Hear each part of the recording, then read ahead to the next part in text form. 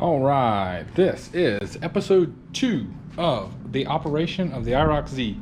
Still spitting the ball name of what to call it. I was thinking trying to give it some type of name or something for the operation. But as we're going with this one, like I sit there and said that my last video is that we are going to replace these reservoirs with kind of a new updated, getting the little strungy discolored yellow out of there.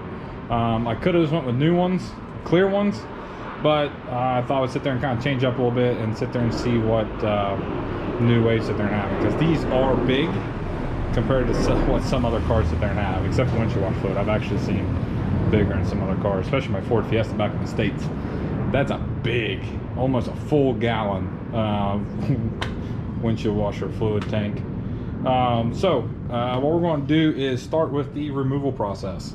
I'm going to sit there and remove it while I'm letting paint dry on my grill that I sit there and freshened up, kind of make it look, you know, neat. But yeah, as we start on that, we shall see. Now on this, from what we sit there and have so far, I have a little nut down in there, that little push pin that'll pop out. Of course, sit there and take the band off to pull the hose out. And while I sit there and try to start up underneath here, as you can see up there, there's a hole, and that's where I had the nut. Now the nut sit there and had was a 10 mil, and that sucker was hard to pop off. Rusted, just took forever. So there it was actually spinning up here on top. So once you have that out of the way, and you kind of pop that off, of course make sure there's no coolant in it, and pop your pin off there, voila, your tank is out. And as we have it removed, you have your two holes, which is from what it sit there and says can fit right in the hole of this. Now right here, what I sit there and have is the coolant from Rev9. I sit there and actually bought it on eBay. I'll actually put the link of it down there. They sit there and have it. Now some of these, some people have put in, don't have the actual tube to be able to see your coolant. I kind of like what they did with this, and plus it already comes with a breather cap to where you actually sit there and see coolant once she goes into the reservoir. So as we sit there and see on this, they say once that lines up, that should line up down there, and then all we have to do is tap a hole for that to be in there. So yeah. All right, so that's one removal of that. Where before we get ready to install that, we're gonna go over and remove this. All right, so as we move over to this one, from what I'm seeing on here, I'll have to look to see if it's the same underneath. But we have two push pins. I'm already sit there and pulled off the actual thing. Now, of course, what I'm gonna sit there and do with that, I don't, this does not fit what I sit there and got for this, which I'll show you here in a second. So let's go ahead and see if we can try to get this removed. Okay, so on this one there wasn't no other hole. So you just had your two push pins, but that was it. Let's let that clean up a little bit. So of course you have your breather tube, or your feeding tube. I shouldn't say breather tube, idiot. Yeah, so once the electric sit there and sends this to send the motor and push it through there, it pushes through the windshield wipers.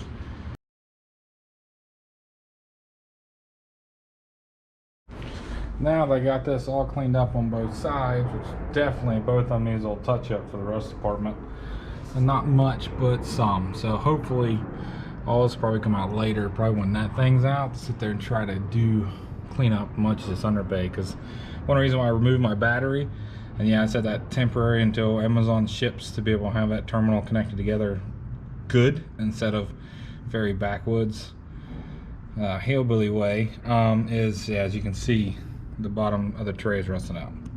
So that's why I relocated it to the back for now. And I'll sit there and have a 0 gauge running all the way up from the back all the way up to the front. So, and as we're seeing here, those two bolts, like I sit there and said, those two bolts does not have to be redone. They have theirs lined up to both of those. I'll probably just have to sit there and put a bolt in here for the third bolt. So I'll sit there and go down there and drill it. So, as some people may sit there and spot out, why I sit there and have bunch of hoses and stuff here. Other than this, what sit there and went to the tank itself, is I had a heater core go out on me. So I had to bypass it because it was leaking in the back and stuff, and I haven't got to the point to where I had time to really tear the bottom part of it out and sit there and get it. So I had a hose from AC Delco that bypassed it. So bypassed the whole thing. So it bypasses the whole heater core, it bypasses the oil cooler, everything just goes straight in there and straight out. So right now an oil cooler is not even really working, but that'll be fixed once I get that done. And my AC broke out on me. The original one that was with the engine seized up and it kept breaking belts.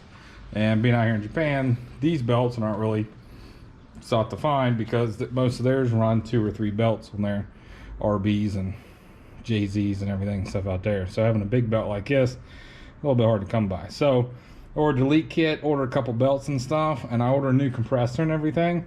That'll have all that hooked back up, and of course that's all over there. So whole new lines and stuff to where I can have AC, because it may be great to not have AC, and of course I know the 1LEs didn't, but here in Okinawa you want AC in the summertime. Yes, definitely want AC in the summertime. It may be great having T-tops, but even the T-tops off, you are baking, looking like a red lobster in the middle of town.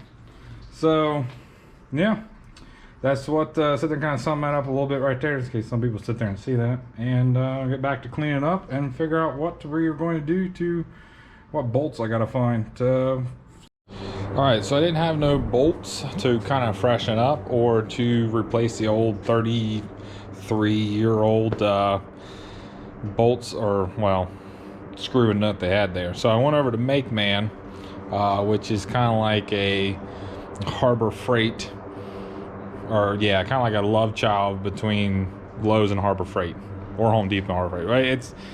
It's got everything. I could have took a video and took it with there and stuff like that, but I just want to find this too much before it gets too dark and stuff. So, but as you can see, I found that fits the hole perfect to what's already there, the 2 holes. Of course, it's the M8 by 25. I didn't want to go longer to what the actual nut is, because of course you don't want nothing that's trued out onto the wheels or anything. So yeah, and since I'm about to get ready to be drilling a hole right here, thank goodness the battery is not here. So that's fantastic. So yeah, I'm gonna try to get this hole drilled and get this thing installed back. Okay, I got that out and that fits really good. And once we get nuts on the back of it and the washer, just in case we get this one drilled, this sucker won't be going nowhere. Oh yeah. Okay, so you're gonna sit there and drill out the hole here, and from what I've seen, it's gotten pretty daggone close.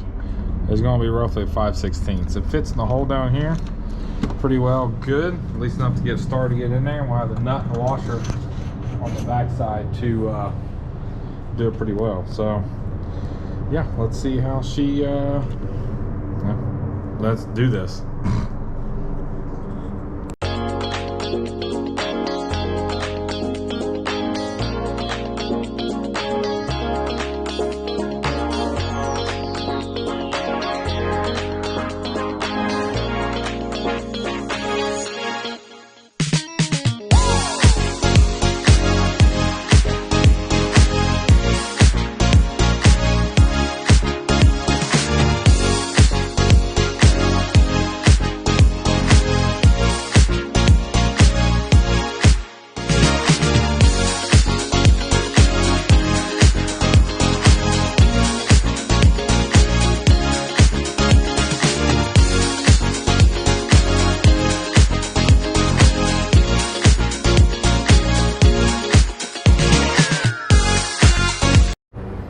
All right, we got that one drilled right there, and once sit there and get the nuts and stuff on them, she is secure. Now the interesting thing is this one big enough? Oh yeah, it's big enough. Slide right like that. There she is. She's on. Oh yeah. Styling and profiling. Yeah. Alright, once you get all of them in there, as you can see, I got 2 of them there and 1 up in the original spot right there. Actually, it's kind of hard to see. There we go.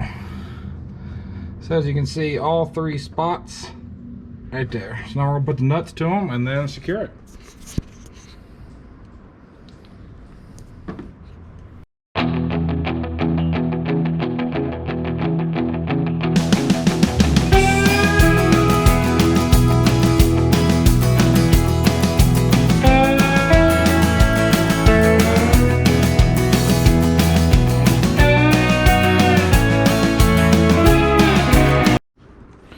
Alright, short little break. Had to sit there and kind of look over where exactly I want to put this, and plus the battery in my GoPro 9 crapped out on me. So I had to sit there and get another battery put into it and stuff like that. But anyway, we're back. And as we look down through here to the carbon deposit, I think I'll take that small bolt off right down there and then mount it right behind it. Because as you look at the chase bays here, so of course there's the motor, everything. On the back you have different mounts that you can get, and it's more of, it doesn't tell you which one to get. It usually wants to go in your you know, your application. Everyone sit there and have it. They have 5, I think it was 5 different mounts, different mounts you can sit there and choose. This one looked the best appropriate to be able to set it right like this, right off the side. I'll be able to finagle it down in there. So I'm gonna sit there and try to test fit it. May shoot that off of the thing. Of course, someone calls me, so break time.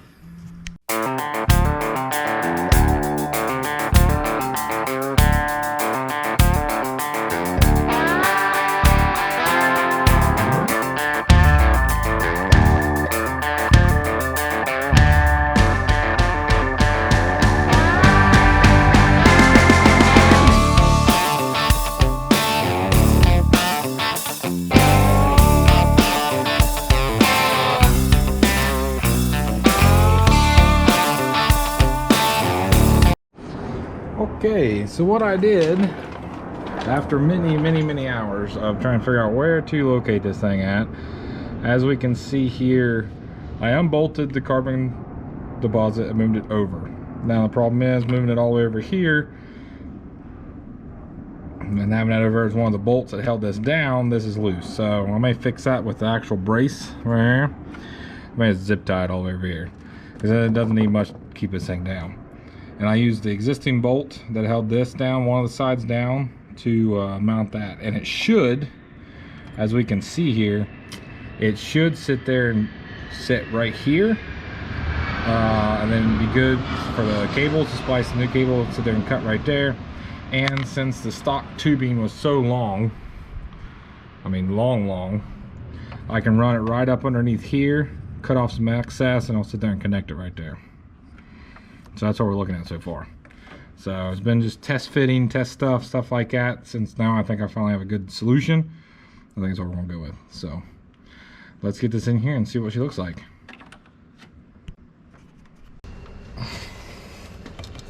Oh yeah.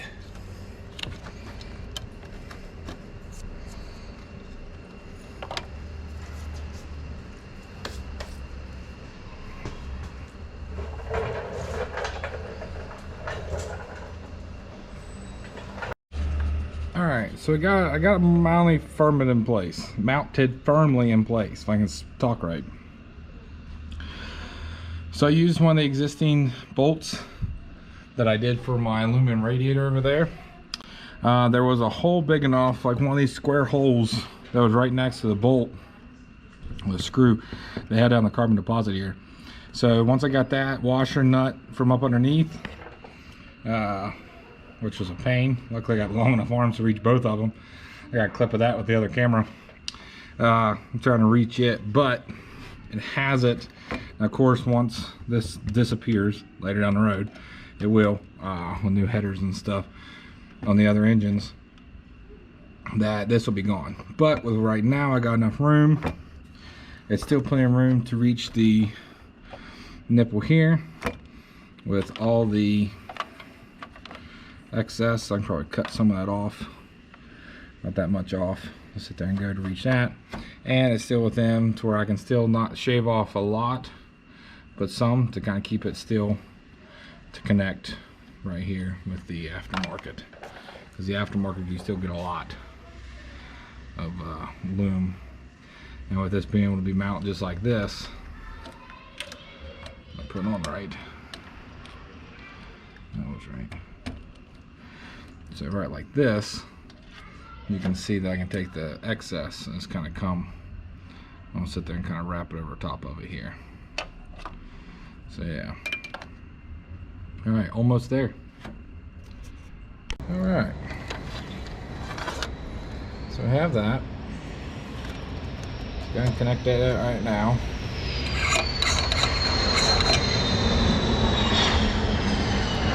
Some of that thing off. Heavy cap. Heavy cap. Okay.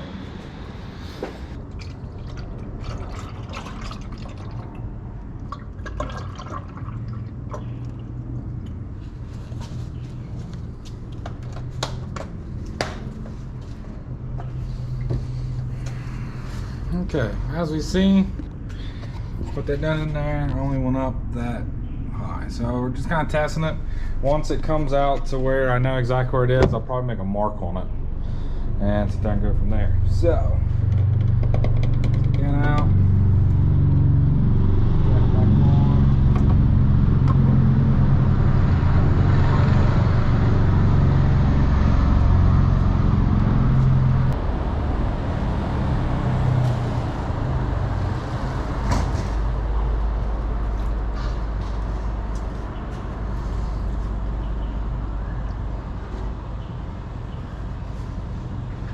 Easy way to do it.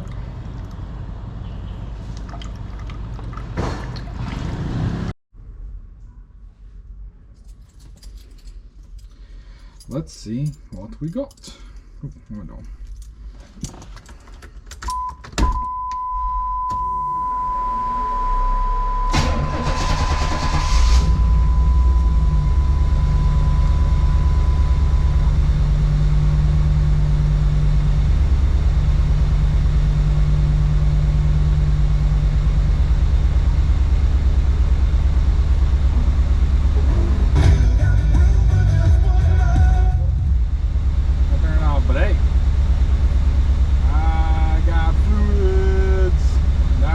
Wipers.